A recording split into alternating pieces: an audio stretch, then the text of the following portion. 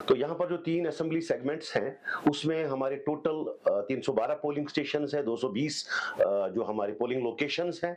तो हमने पूरी तरह से कोशिश की है कि जितनी भी पोलिंग लोकेशंस हैं, इनमें जो एश्योर्ड मिनिमम फैसिलिटीज है, उसका पूरी तरह से ध्यान रखा गया और वो सारी पोलिंग लोकेशंस पर एश्योर्ड मिनिमम फैसिलिटीज अवेलेबल हैं, ताकि जो पोलिंग स्टाफ है या जो इलेक्टर्स हैं, उनको किसी किस्म की कोई दिक्कत ना हो। पोलिंग स्टाफ को पूरी तरफ से हमने ट्रेन किया हुआ है, उनकी रैंडमाइजेशन मुकम्मल हो चुकी है। तो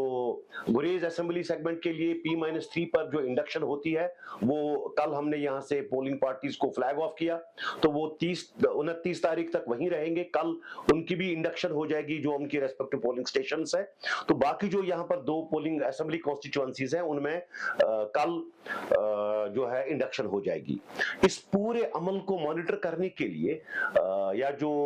डिप्लॉयमेंट या मॉडल कोड ऑफ कंडक्ट या जो लॉ एंड ऑर्डर सिचुएशन को मॉनिटर करने के लिए या किसी भी अनटूवर्ड सिचुएशन को मॉनिटर करने के लिए हमने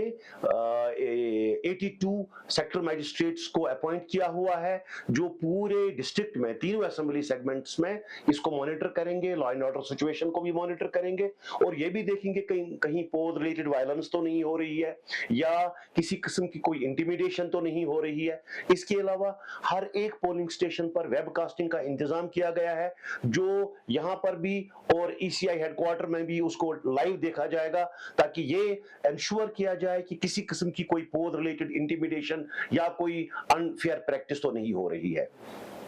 तो इसके अलावा जितने भी हमारा पोलिंग स्टाफ है, उसको अपनी लोकेशंस पर पहुंचाने के लिए हमने ट्रांसपोर्ट और लॉजिंग बोर्डिंग का खातिरखा इंतजाम किया है। और जो इलेक्टर्स यहां पर पोलिंग स्टेशंस में अपना वोट कास्ट करने के लिए आएंगे, उनके लिए भी हमने क्यू मैनेजमेंट का इंतजाम रखा है और हमने हर एक पोलिंग स्टेशन पर यह इंश्योर किया है कि कम से कम 10 कुर्सियां, जो इलेक्शन कमीशन की इंस्ट्रक्शंस हैं, 10 कुर्सियां वहां पर रखी जाएं, ताकि जो बुजुर्ग लोग हैं या लेडीज हैं, उनको वहां पर खड़ा नहीं रहना पड़े, उनके लिए सहूलियत हो। इसके अलावा जो हमारे पर्सन्स विद डिसेबिलिटीज हैं और जो लेडीज हैं, उनकी मैनेजमेंट के लिए हमने हर एक कॉन्स्टिट्यूएंसी में पिंक पोलिंग स्टेशंस को डिजिग्नेट किया है और रेड पोलिंग स्टेशंस को डिजिग्नेट किया है। पिंक पोलिंग स्टेशंस वो पोलिंग स्टेशंस हैं जहां पर पूरा मैनेजमेंट जो है वो लेडीज करेंगी, all women managed polling stations. वहां पर सिक्योरिटी भी लेडीज के हाथ में होगी और जो पोलिंग अमला है वो भी लेडीज पर ही मुश्तमिल होगा। और जो रेड पोलिंग स्टेशंस हैं, वहां पर जो पर्सन्स विद डिसेबिलिटीज है वही उसको मैनेज करेंगे, लेकिन सिक्योरिटी का अमला डिसेबिलिटी वाला नहीं होगा, बल्कि सिक्योरिटी अमला जो नॉर्मल जो पुलिस या CAPF के पर्सनल है वो वहां पर उसको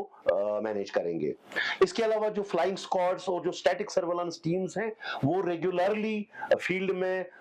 मॉनिटर कर रहे हैं कि कोई अनफेयर प्रैक्टिस तो नहीं हो रही है या जो इन इलेक्टर्स को इंटिमिडेट करने के लिए कोई ऐसी प्रैक्टिस तो नहीं हो रही है जो इसमें जो इस पोल एथिक्स के खिलाफ वर्जी हो। हमने यहाँ पर आज ये ऑर्डर भी इशू किया है कि आज 6 बजे के बाद कोई भी कंपेनिंग नहीं होगी और वो अशखास जो इस कॉन्स्टिट्यूएंसी के वोटर्स नहीं हैं, उनको भी इस कॉन्स्टिट्यूएंसी में नहीं रहना है, एक्सेप्टिंग दोज जो पोल रिलेटेड एक्टिविटी में हो। उनके बाद बगैर जो भी पॉलिटिकल पर्सनालिटीज हैं या जो कंपेनिंग के लिए स्टार कंपेनर्स आए हैं, उनको भी आज 29 तारीख को 6 बजे से पहले पहले इस कॉन्स्टिट्यूएंसी से निकल जाना है।